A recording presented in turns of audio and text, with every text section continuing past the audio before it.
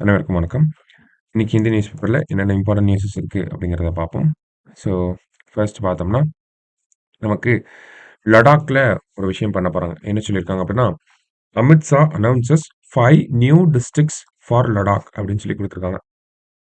So Ladakh பத்தி நமக்கு தெரியும். ஆனா அதுக்கு ஏன் அமித்ஷா அவர்கள் வந்து நியூ டிஸ்ட்ரிக்ட்ஸ அனௌன்ஸ் பண்றாங்க? அப்ப அங்க ஒரு நமக்கு தமிழ்நாடு அரசாங்கம் இருக்க மாரி லடாக்குன்னு ஒரு அரசாங்கம் இல்லையா? அப்படிங்கிற கேள்வி முதல்ல வரலாம். ஸோ அதுக்கு என்ன பதில் அப்படின்னு பார்த்தோம்னா, நமக்கு 2019ஆம் ஆண்டுல லடாக் மற்றும் ஜம்மு அண்ட் காஷ்மீர் 2ம் பிரிக்கப்பட்டுச்சு. கரெக்ட்டா? ஜம்மு அண்ட் காஷ்மீர் அப்படிங்கிற மாநிலத்த பிரிச்சு, லடாக் அப்படிங்கிற ஒரு யூனியன் ஜம்மு அண்ட் காஷ்மீர் அப்படிங்கிற யூனியன் டெரிட்டரி, லடாக் அப்படிங்கிற ஒரு யூனியன் டெரிட்டரியா பிரிக்கப்பட்டுச்சு. ஜம்மு அண்ட் காஷ்மீருக்கு மட்டும் பார்த்தோம்னா, லெஜிஸ்லேட்டிவ் அசெம்பிளி இருக்கும். லடாக்குக்கு வந்து லெஜிஸ்லேட்டிவ் அசெம்பிளி அப்படிங்கிறது இருக்காது. சரியா? அதனால தான் இப்ப சமீபத்தில ஜம்மு அண்ட் காஷ்மீர் எலக்ஷன பத்தி பேசிட்டு இருக்காங்க. லடாக் அப்படிங்கிறது டைரக்ட்டா மத்திய அரசாங்கத்தோட கண்ட்ரோலுக்கு வந்துரும். சென்ட்ரல் கவர்ன்மென்ட் கண்ட்ரோல்ல வந்துரும். ஒரு லெப்டினன்ட் கவர்னர், ஒரு அட்மினிஸ்ட்ரேட்டர் போட்டு அட்மினிஸ்ட்ரேஷன் வந்து நடக்கும். சரிங்களா?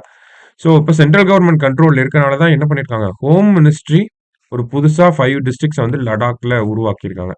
அதனால தான் அமித்ஷா அவர்கள் இந்த ஒரு அனௌன்ஸ்மென்ட்ட வெளியிட்டிருக்காரு. சரிங்களா? சரி. தலைப்ப பத்தி பார்த்தாச்சு. என்னென்ன டிஸ்ட்ரிக்ட்ட வந்து இது பண்ணியிருக்காங்க அப்படின்னு பார்த்தோம்னா, நமக்கு 5 new districts Zanskar, Drass, Sham, Nubra and Changthang அப்படிங்கிற ஒரு 5 டிஸ்ட்ரிக்ட்ஸ வந்து மத்திய அரசாங்கம் உருவாக்கியிருக்காங்க. எந்த யூனியன் பிரதேசத்துல உருவாக்குனாங்க அப்படிங்கிறது கூட கேள்வியா வரலாம். ஸோ லடாக்ல வந்து உருவாக்கியிருக்காங்க. சரியா? ஸோ அந்த ஒரு விஷயத்த தெரிஞ்சுக்கிட்டா போதும் இந்த செய்தியில. அடுத்ததா பார்க்குறப்ப, லாஸ்ட்டா பார்த்தோம்னா, இன்னொரு செய்தி பத்தி குடுத்திருந்தாங்க. என்ன அப்படின்னா, education ministry defines literacy full literacy in push for adult literacy அப்படின்னு சொல்லி குடுத்திருக்காங்க. அதாவது இந்தியாவ பொறுத்தவரைக்கும் பார்த்தோம்னா 2011 சென்சஸ் எடுத்து வச்சு பார்த்தோம்னாலே, நமக்கு கிட்டத்தட்ட ஒரு 25 கோடி இளைஞர்களுக்கு வந்து இந்த கல்வி அறிவு அப்படிங்கிறது இல்ல. லிட்ரசி அப்படிங்கிறது கிடையாது. ங்களா?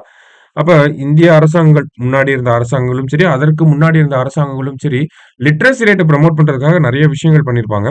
அதுல முக்கியமான ஒரு விஷயம் தான் என்ன அப்படின்னு பார்த்தோம்னா, சாக்ஷர் பாரத் புரோகிராம் அப்படின்னு சொல்லுவாங்க. ஓகேவா? சாக்ஷர் பாரத் சாக்ஷர் பாரத் புரோகிராம் அப்படின்னு பார்த்தோம்.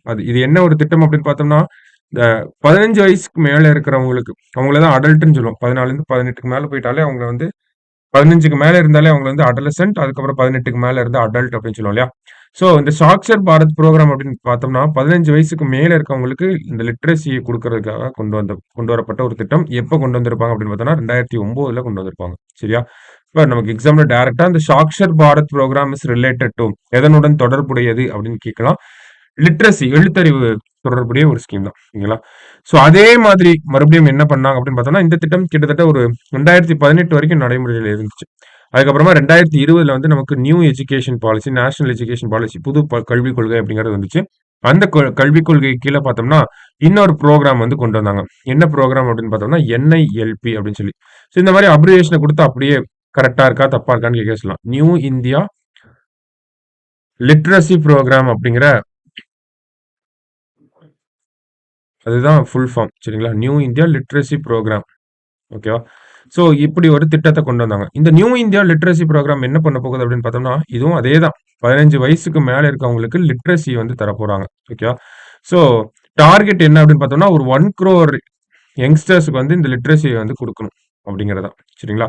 ஸோ இந்த திட்டம் எப்போலேருந்து எப்போ வரைக்கும் இம்ப்ளிமெண்ட் ஆக போகுது அப்படின்னு பார்த்தோம்னா, 2022ல இருந்து 2027 வரைக்கும் இம்ப்ளிமெண்ட் பண்ண போறாங்க. சரியா? ஸோ இந்த திட்டத்துக்கு கீழ லிட்ரசினா என்ன? ஃபுல் லிட்ரசினா என்ன? அப்படிங்கிறத எஜுகேஷன் மினிஸ்ட்ரி ஒரு டெஃபினிஷன் குடுத்திருக்காங்க. அதுதான் அப்டேட். அதுதான் நியூஸ் இன்னைக்கு. சரிங்களா? ஸோ இதெல்லாம் பேசிக்கான விஷயங்கள் இவ்வளவு நேரம் பார்த்தது. நியூஸ்க்குள்ள போனோம் அப்படின்னா, லிட்ரசி ரேட்டுக்கு ஒரு எக்ஸாம்பிள் குடுத்திருக்காங்க. Literacy may be understood as the ability to read and write. ஓகேங்களா? எழுத படிக்க தெரியணும் ஃபர்ஸ்ட். அடுத்தது identify, understand, interpret and create along with critical life skills அப்படின்னு சொல்லியிருக்காங்க. அதாவது ஒரு விஷயத்த ஐடென்டிஃபை பண்ண தெரியணும். கையில ஒரு பொருளை கொடுத்தா இதுதான் அப்படின்னு சொல்லி சொல்ல தெரியணும். அண்டர்ஸ்டாண்ட் பண்ணிக்க தெரியணும். அந்த விஷயம் ஒரு ஒரு விஷயத்த நமக்கு சொல்றாங்க அப்படின்னா அதை கிரிட்டிக்கலா இன்டர்பிரட் பண்ண தெரியணும். அதே மாதிரி புதுசா ஒரு விஷயத்த கிரியேட் பண்ண தெரியணும். ஓகேங்களா? இப்ப 4 விஷயங்கள் சொல்றாங்க. Identify, understand, interpret and then create. ஓகேவா? இந்த மாதிரி 4 விஷயங்கள் சொல்றாங்க. இதோட சேர்த்து ஃபர்ஸ்ட் என்ன சொல்றாங்க? ரீட் எழுத படிக்க தெரியணும். அடுத்தது ஐடென்டிஃபை பண்ண தெரியணும். அண்டர்ஸ்டாண்ட் பண்ண தெரியும். இன்டர்பிரட் பண்ண தெரியணும். அடுத்தது கிரியேட் பண்ண தெரியணும். கடைசியா வேற என்னலாம் இருக்குன்னு பார்த்தோம்னா, along with critical life skills such as digital and financial literacy. இப்போ இப்படி கூட கேட்கலாம். லிட்ரஸி அப்படிங்கிற டேர்ம்குள்ள டிஜிட்டல் அண்ட் ஃபினான்ஷியல் லிட்ரஸி வருமா வராதான்னு கூட கேட்கலாம். இப்போ டிஜிட்டல் லிட்ரஸியும் வரும். நமக்கு ஃபினான்ஷியல் லிட்ரஸி அப்படிங்கிறதும் வரும். சரிங்களா? ஃபினான்ஷியல் லிட்ரஸி அப்படிங்கிறதும் நமக்கு இன்க்ளூட் ஆகும். இப்ப ஒரு லிட்ரஸினா என்ன டிஃபைன் பண்றாங்க? Read, right, interpret, understand, read, write, identify, understand, interpret, create, along with critical life skills such as digital literacy and financial literacy அப்படின்னு சொல்றாங்க. இதுதான் லிட்ரஸினா டெஃபினிஷன். சரிங்களா?